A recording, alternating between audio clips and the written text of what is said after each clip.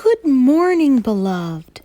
We read of an amazing story in Daniel chapter 10 about Daniel's perseverance in prayer. In verses 2 through 3, we read, "In those days, I, Daniel, was mourning 3 full weeks. I ate no pleasant food, no meat or wine came into my mouth, and I did not anoint myself at all, till 3 whole weeks were fulfilled." Then we read in verses 12 and 13 that from the first day that Daniel set his heart to pray and to humble himself before God, his prayer was heard. But God had to send the angel Gabriel to withstand the prince of the kingdom of Persia, and then Michael, one of the chief princes, came to help Gabriel because he was left alone there with the kings of Persia, the demonic hosts raging conflict in order to resist the answer to Daniel's prayer. In our prayer lives, we can at all times feel like we are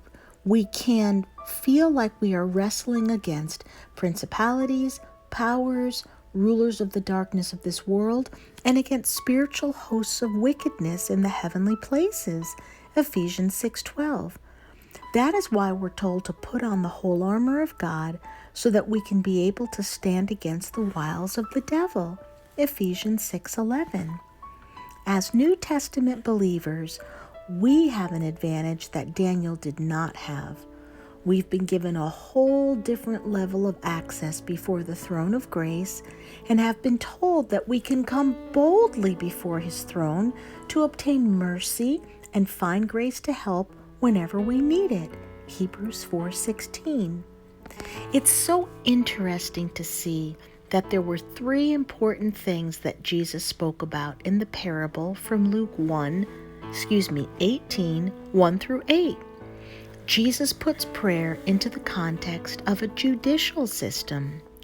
Nowhere in this parable does this woman address her adversary. God, the judge of all the earth, will avenge his elect ones speedily. It's not that we do not ever address the enemy in spiritual warfare, but it was just not mentioned in this parable. What's important to see in this parable is that the woman was looking for a verdict from the judge. Getting a verdict from the judge incapacitated the adversary. Also, we need to understand that we have a right to stand before the throne of God and get verdicts from the Lord. Isaiah 66:6 says, "I am the Lord who renders recompense." See, God, the judge of all the earth, will pronounce a verdict on his enemies when we come to him in prayer, reminding him of his covenant promises towards us. Our Father is the judge of all the earth. James 4:12 and 5:9 says, "There is one lawgiver who is able to save and to destroy. Behold, the judge is standing at the door."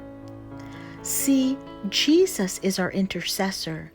He stands in the gap for us, defending us.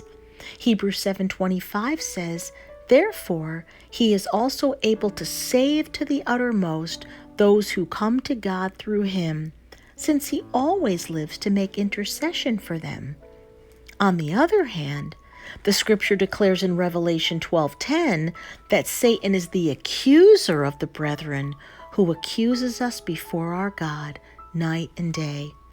So, Jesus is continuously interceding for us, while Satan is continuously accusing us before God.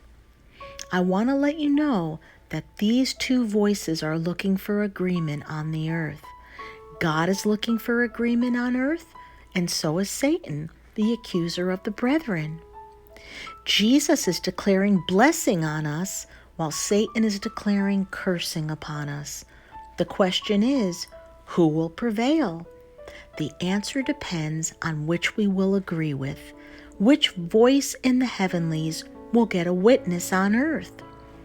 The will of God is being heralded at the throne of God. We must agree with God, with his word.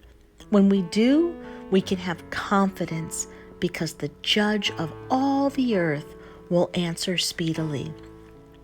Well, that's it for today. I just want to encourage you guys to persevere in prayer. The scripture says the effective, fervent prayer of a righteous man or woman avails much. So, God bless you guys. If you were encouraged today and would like to donate to our ministry, simply go on to gordonministries.org and click donate. I love you and am praying for you today.